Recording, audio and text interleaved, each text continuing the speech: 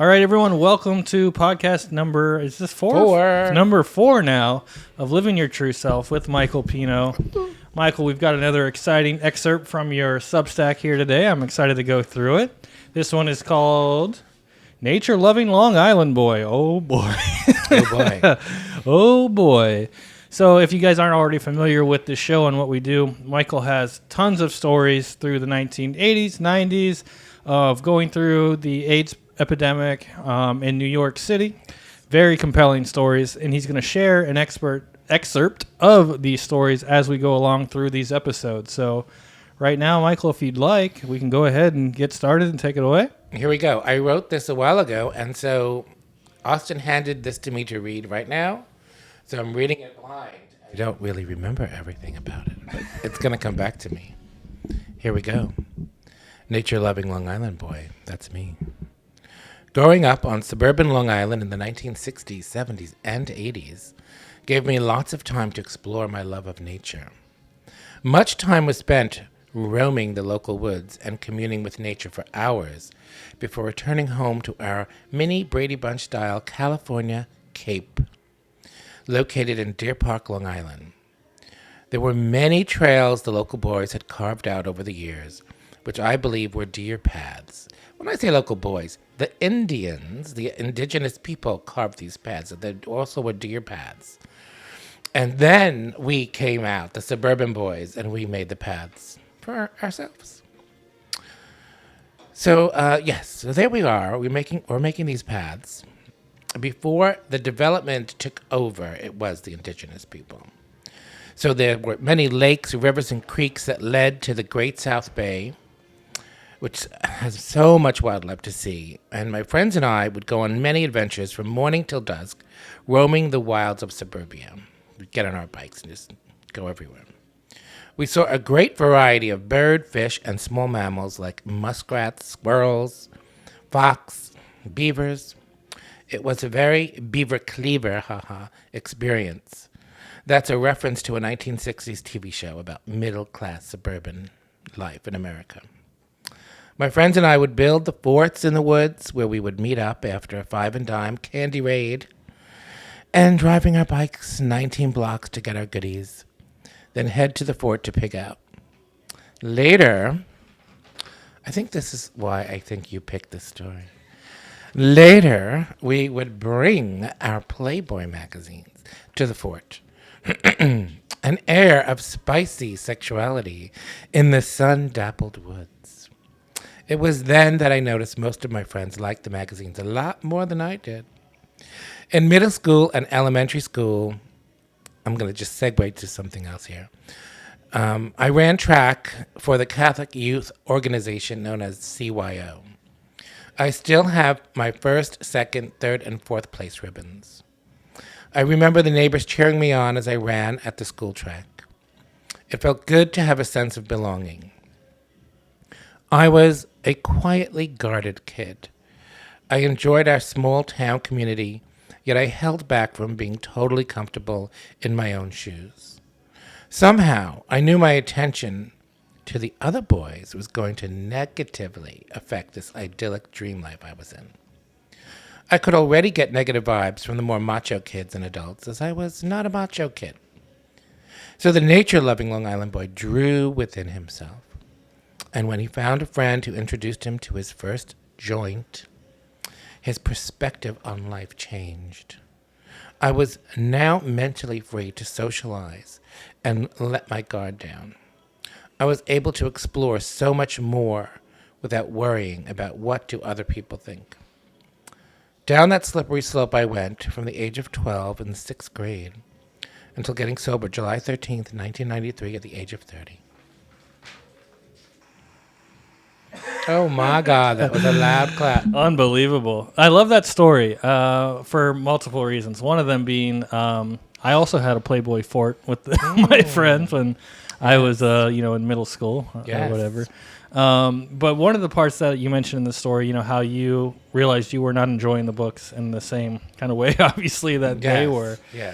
I think, a lot of it, when we look at other people or we're friends with other people, a lot of it, what we don't already know is just based on perception, right? What we think and what, without really knowing them, right? So what would you say like was the perception of you to these other friends? Do you think they had any clue what was going on inside the head of Michael Pino at that time? I'm going to say no. I mean, they treated me like anybody else. There was nobody picked on me. Nobody pointed something out that was different in me. I knew there was something different in me. So in essence, I picked on myself. I see. Like I was like, oh, you're not like these other kids. Right. You're different. And it made me very self-conscious. So was it harder then for you to feel like you were fitting in, or you just kind of felt like you fit in naturally and you were kind of holding yourself up? I have a really friendly, natural personality that gets along with most people, very laid back, very outgoing. And so if there's not something bothering me, I'm like a chameleon and I can kind of jive with everybody. So when I was younger, I would say that I was able to do that. But as sexuality came more into my life, and I had to, really look at that, and I really felt so different. I really felt like I was not being normal to me. Right. That caused me to not be chameleon-like. That caused me to be very self-conscious and withdrawn until the joint happened. Then I didn't care. Yeah. And I was just, same old Michael, happy-go-lucky, having fun. I let my guard down. Then I could be the chameleon again. So really that joints that you got from your first friend, that really kind of changed your trajectory moving forward? I think it did. It allowed, because I was 12. Wow. So you're just going into that teenage life, and I was able to feel comfortable hiding Yeah. going into that teenage life. Well, so that's interesting that you were only 12 years old when that happened. So do you encourage other 12-year-olds to smoke weed? I do not. Do not do what I did. But it's interesting because it did seem to like have such a positive impact on your life. And I think, a lot of people look at smoking weed as like you're a drug addict or drug head or, dope head, whatever, But for you, it was such a positive experience. Because what do you think would have happened if that first joint never came into your life that day? Oh my, that's an unknown answer there. I mean, I'd have to speculate. I never even thought about that. Yeah. I really don't know. I'd have to really think about it. Well, would you say that you probably wouldn't? I guess the joint isn't what made you come out, but that made you just feel more comfortable in your natural environment that you were in every day. Is that right? Yes, absolutely. I think if I have to come up with an answer quickly, I would say it allowed me to be more social, where I may not have done that before. Right. Well, you talked about, and we were talking about just a minute ago, perception. What do you think has like really, as an adult now, what do you think how your perception of people see you has changed since then?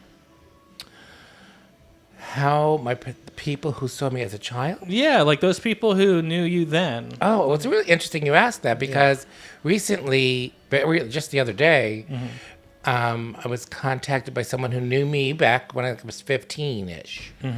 And one of our friends, her sister had passed away, and like a year ago. But she's really having a hard time with it. And so we're texting back and forth. And she's like, Michael, you were always so sweet. You were always such a gem, and you still are. And it really opened my eyes because this many years have passed since I was 15. And you're like, oh, was I really always this nice?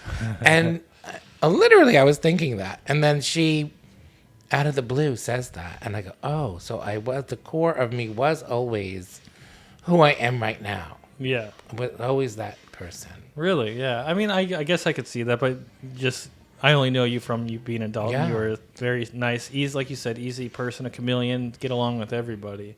But did you ever have that moment, if you look back now during those times where you were, haven't come out yet and still kind of discovering who you were, did you ever have that moment where you remember you did act out or maybe treat people maybe not so great because you were maybe having some resentment like inside yourself? Do you recall any story like that? Not at all. Wow, really? See, I feel like, nothing jumps out at me well, yeah, where I lash out. If anything, I lash out at myself. If anything, yeah, as for me, the drinking and the drugging got heavier. maybe that was Because your, so that was my way of dousing or tamping down any feelings that I didn't feel comfortable with. yeah, And so, if anything, I was doing an inward hatred, not an outward. Got I wasn't it. lashing out. I was never. No, honestly, I'm thinking about it now. No. yeah, because I do, I hear stories, or like I know someone very close to me who's, family members transgender, and they, before they ever came out or maybe figured this out, they were very mean and harsh to That person. And to them, when they look back now, they say, well, that was just me lashing out because I didn't know who I was or how to act. But for you, it was more drugs and alcohol. Yeah, I don't believe I ever lashed out at anybody else. I think I know what you're saying.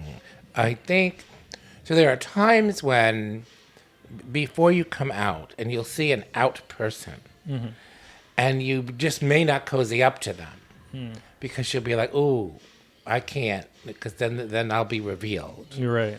So that happens, and so many times there are people who are not out, and they will deliberately be a little bit homophobic to almost throw you off the scent, if you will. Right. I've seen that happen. But for me, the only way that manifested was I wouldn't cozy up to them.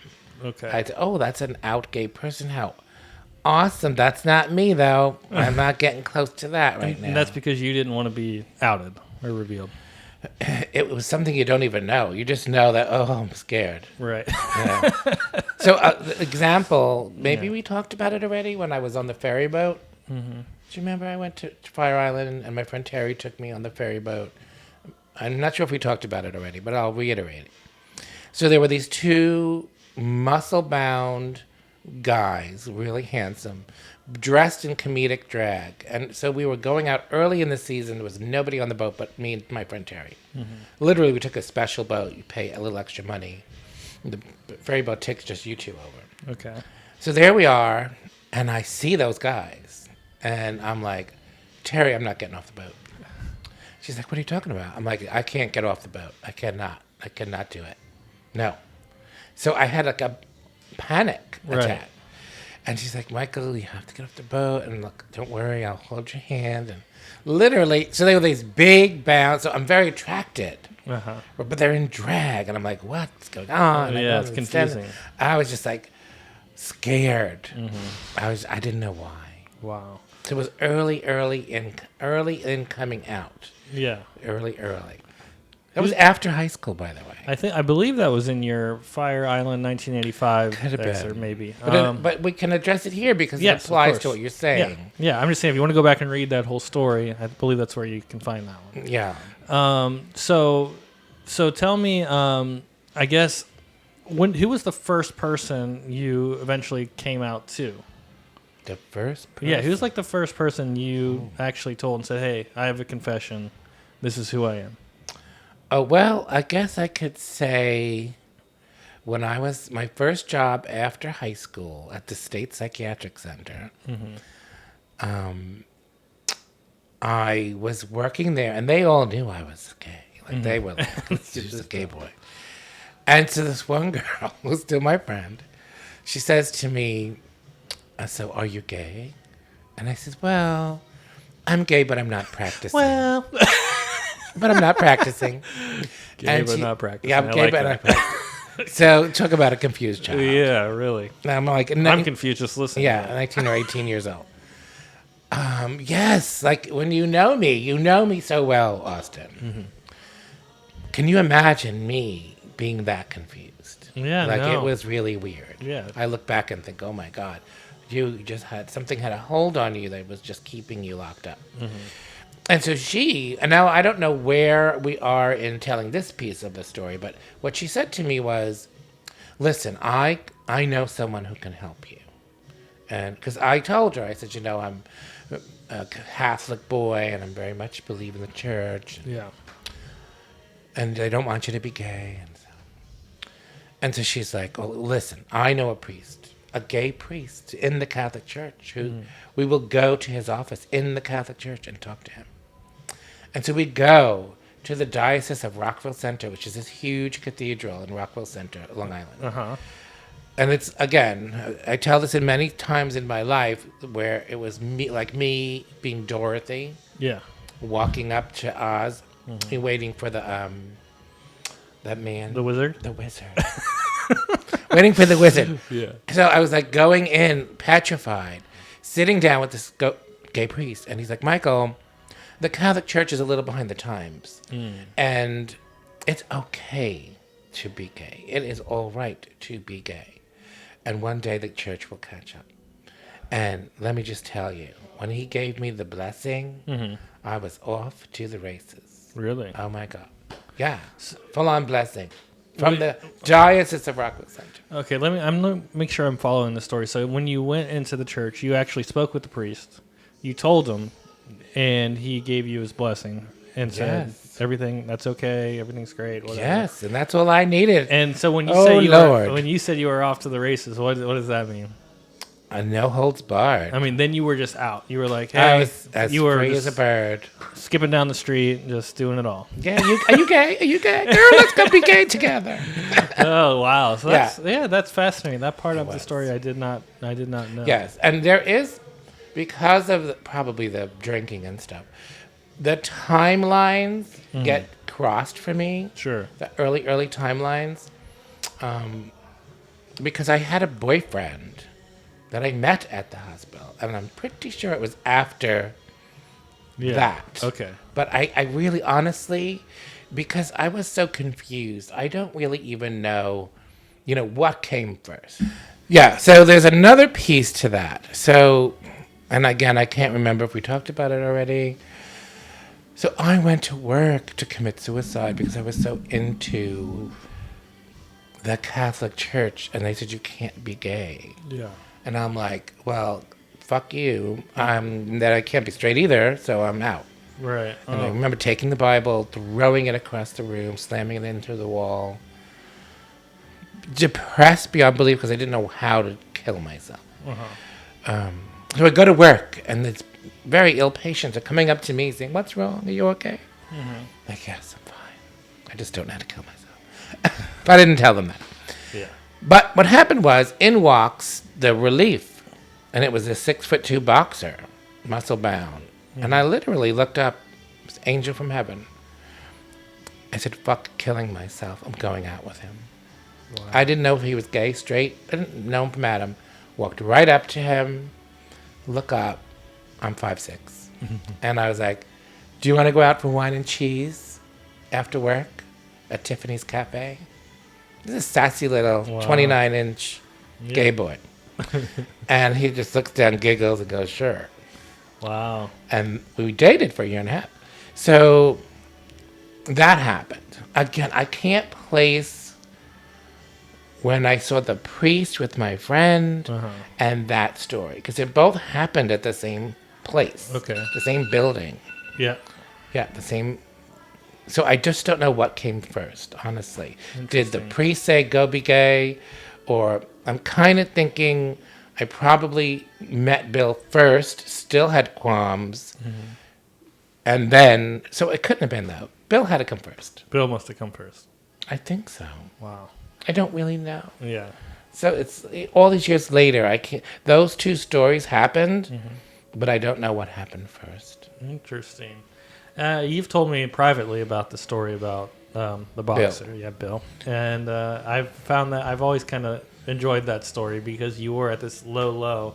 It really does seem like an angel from heaven. Now the fact that he walked in at that moment. He was. And do you still keep in communication with him at all, or? I had for many years, but haven't since. He's why not? married a woman, has children, and is a lawyer now in New York. Yeah, well, that's okay. But I don't know why. We just just never read. Yeah, okay. My friend asked me, "Are you gay?" And I said, "No, I'm. You might be gay, but I'm not practicing." Right. Therefore, that had to come first. Okay. Right. That had to come first. I guess that makes sense. And then, but why was I suicidal? Like, it all doesn't make sense to me. Right. This gives you an idea of the confusion that was going on with me at that time, and I've never sorted that out. Which came first? Right. Don't know. Honestly. It must have been really hard to deal with that confusion on a daily basis. Were you like losing sleep at night? Was it? I mean, it sounds like it's terrible. No, the weird part was I was highly functioning, like Okay. full-time college, full-time work, Yeah. social life, highly functioning, family life, dress nice. But it's crazy look that good. you got to that low point where you thought there was no other answer. Yeah, because it's the core, your sexuality, your expression of who you are is a vital part of you. So that was I felt it was being taken away from me, and I didn't know any other way to exist. I see. So that's where that low point came. Yeah. And so when you were working in nursing, based on the story with Bill, you were already out at that point. You were already openly gay. And I wasn't nursing then. I was Oh. right out of high school. I wasn't a nurse. Oh, I was okay. a mental hygiene therapy aide. Well, you said when you met Bill, it was in the hospital, right? Right, right out of high school. Okay, but you weren't a nurse yet. No. Oh, okay. Years later, I went to college for that. Okay, gotcha. Okay. No, I was going to school to be a psychologist Okay, and never did that. I just flipped over to RN school. got it. Okay. Many years of schooling, and then I switched over to RN. Yeah, I always find it fascinating that you were a nurse at one point. And obviously you were a nurse during the AIDS epidemic, which was huge. I mean, when AIDS first started, I mean, I was obviously just born, very young, but, I've heard the stories, how it was almost, I guess, kind of like COVID was when it first happened, as far as like nobody really knew how you got it. Right. It was like whatever you touch, you're going to die. Like everybody was very, very scared, right? And didn't know how you get it or how it's transferred from one person to another. Like, don't sit on the same toilet as somebody else who has AIDS, or you might catch it. What was it like working in a hospital during that time, being surrounded by people who did have AIDS and were dying from it? I mean, were you and everybody else in that hospital super on edge, or what? Tell me what that was like. Because I became a nurse in '91, so by then we knew a lot more. So you got to go back to the '80s. Before I was a nurse, nurse's aide, going to college to be a psychologist, and that's when, as young gay people, we were like, well, there's no medicine to take. What are we gonna do? Yeah.